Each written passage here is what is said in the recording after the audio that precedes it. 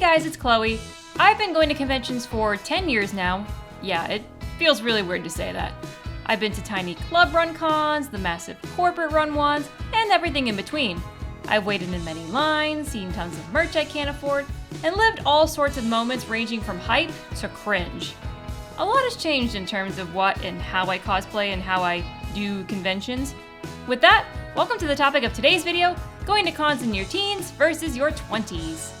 The first one's easy. Obviously, I go to way more conventions in my 20s because I have what is called disposable income. When I was in and getting out of college, I only went to 1 or 2 big cons each year. Some years I did more, but they were tiny first-year ones. Now I do 7, still varying sizes, including my first out-of-state con in 5 years. With that, I'm also spending more during the weekend. But not in the dealer's room. I still spend about $50 on average. Most of that extra money is going toward paying photographers for shoots. Speaking of photo taking, teenage me would mostly take photos of other cosplayers, but in my early 20s, probably when I created the Closet Chloe accounts, the priority shifted to taking photos of, well, myself, or making sure I got photos taken. That's on me for getting into social media. I also noticed a big difference in what I was doing during convention weekend. This goes beyond occasionally running a panel or getting into competing. When I was younger and mostly walking around cons by myself, I would cram my itinerary with as many panels as my time would allow.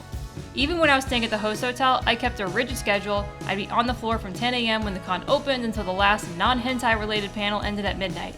I think having friends and a boyfriend to travel with led to this change, but my schedule is way more open now and I've learned to go with the flow. I actually take breaks in my hotel room. At MetroCon this year, I even took my wig off during those breaks. Teenage me would never. Because yeah, I was the same way when it came to cosplaying. Itchy wig and sore feet be damned, I insisted on staying in costume for as long as I was out on the floor. I only got to do it a few times a year, you know, had to be festive. But this change came more gradually. After a few years of con going, I downgraded to taking the wig and more cumbersome accessories off and wearing what was left of the costume for the last chunk of the day. Nowadays, I wear regular clothes to late night panels. Sometimes I'll bring casual cosplays if I have any that'll fit the occasion, but the wig is off by dinner time. It doesn't mean I love cosplaying any less, but I'm taking better care of myself so I can enjoy the con longer without getting tired. You'd think going to cons would start to get tiring or stale after 10 years, but the key is to add at least one new activity every few years to keep the experience fresh. I was fine doing panels starting out.